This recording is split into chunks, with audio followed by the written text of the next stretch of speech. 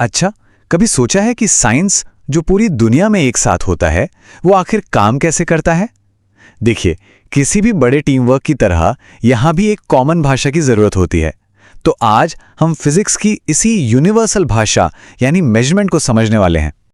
तो सवाल यही उठता है, जब दुनिया भर के साइंटिस्ट्स अपना डेटा एक दूसरे से शेयर करते हैं, तो वो ये पक्का कैसे करते हैं कि वो सब बिल्कुल एक ही चीज के बारे में बात कर रहे हैं? इसका जवाब एक बहुत ही शानदार तरीके से बनाए गए सिस्टम में छिपा है। ठीक है, तो इसे ऐसे समझते हैं, किसी भी भाषा की तरह शुरुआत तो अक्षरों से ही होती है ना? तो हमारी इस भौतिक दुनिया को समझने के लिए साइंटिस्ट ने एक तरह की वर्णमाला बनाई है, और इस साइंटिफिक वर्णमाला में सिर्फ 7 बेसिक अक्षर या यूनिट्स हैं जिनसे बाकी सब कुछ बनता है। तो ये हैं वो 7 फंडामेंटल यूनिट्स, लंबाई के लिए मीटर, वजन के लिए किलोग्राम, टाइम के लिए सेकंड, और ऐसे ही बाकी भी। और सबसे मजेदार बात यह है कि ये सब एक दूसरे से पूरी तरह आजाद हैं। ये हमारे फिजिकल यूनिवर्स के बिल्डिंग ब्लॉक्स की तरह हैं। तो सबसे जरूरी बात यह है कि ये यूनिट्स कोई मनगढ़ंत चीज नहीं है। हर एक यूनिट को एक बहुत ही सटीक और बार बार दोहराए जा सकने वाले फिजिकल कांस्टेंट से जोड़ा गया है, ताकि ये पक्का हो सके कि 1 मीटर या 1 किलोग्राम हर जगह हर समय बिल्कुल एक जैसा ही रहे। स्क्रीन पर इस नंबर को देखिए। ये एक बहुत ही स्पेसिफिक नंबर है ना? पर ये कोई रैंडम नंबर नहीं है। ये हमारे अस्तित्व के लिए, हमारे वक्त के लिए बहुत ज्यादा जरूरी है। लेकिन कैसे? और ये रहा उस नंबर का राज। 1 सेकंड को सीजियम एटम के ठीक इतने वाइब्रेशन से डिफाइन किया गया है।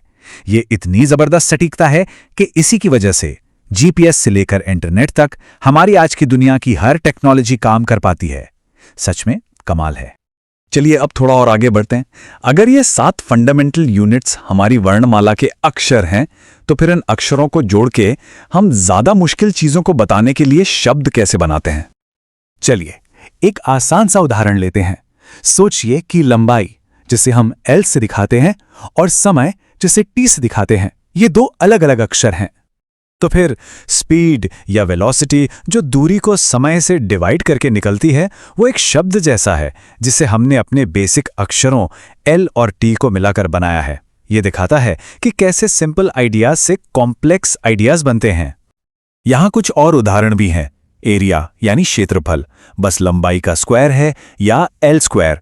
फोर्स, जो थोड़ा और कॉम्प्लेक्स है, वो मास, लेंथ और टाइम के स्क्वायर से मिलकर बनता है।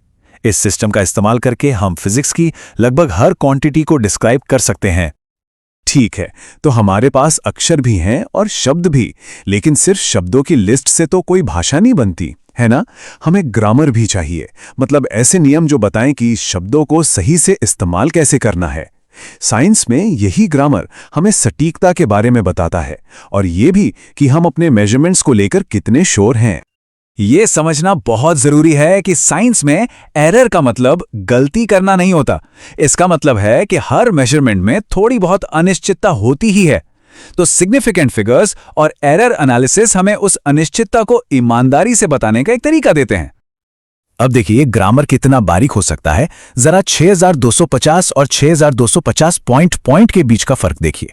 वो एक छोटा सा डेसिमल पॉइंट सब कुछ बदल देता है। पहला नंबर कह रहा है कि वैल्यू 6250 के आसपास है, लेकिन उस आखिरी जीरो का पक्का नहीं।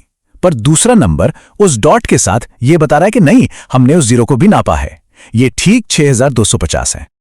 तो साइंटिफिक भाषा में एरर का मतलब बस ये मानना है कि जिस भी टूल से हम नाप रहे हैं उसकी अपनी कुछ सीमाएं हैं। ये सटीकता की कमी है, कोई गलती नहीं। और साइंटिस्ट इस अनिश्चितता को बस मान नहीं लेते, वो इसे बाकायदा नापते हैं। ये एक 4 स्टेप का प्रोसेस है।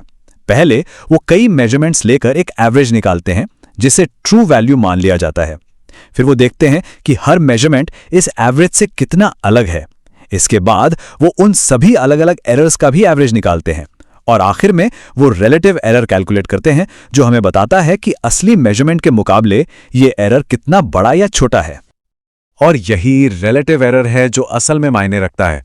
सोचिए, 1 किलोमीटर में 1 सेंटीमीटर का एरर कुछ भी नहीं है, लेकिन 1 मिलीमीटर में 1 सेंटीमीटर का एरर तो सब कुछ बर्बाद कर देगा। रिलेटिव एरर हमें यही कॉन्टेक्स्ट समझने में मदद करता है। तो ये सब इतना मायने क्यों रखता है? ये वर्णमाला, शब्द, ग्रामर, इन सब का असली दुनिया पर क्या असर पड़ता है? ये एक लाइन सब कुछ बता देती है।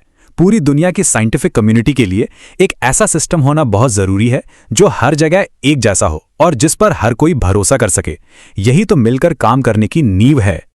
और इस नींव के बिना इंसान की कुछ सबसे बड़ी कामयाबियां मुमकिन ही नहीं थीं। हम मार्स पर रोवर नहीं भेज पाते, इतने बड़े बड़े पार्टिकल एक्सेलरेटर्स नहीं बना सकते थे, या अपनी ही गैलेक्सी का इतना भारी वजन भी नहीं माप सकते थे। ये सारे कमाल के काम सिर्फ और सिर्फ मेजरमेंट के एक कॉमन और सटीक सिस्टम पर टिके हैं।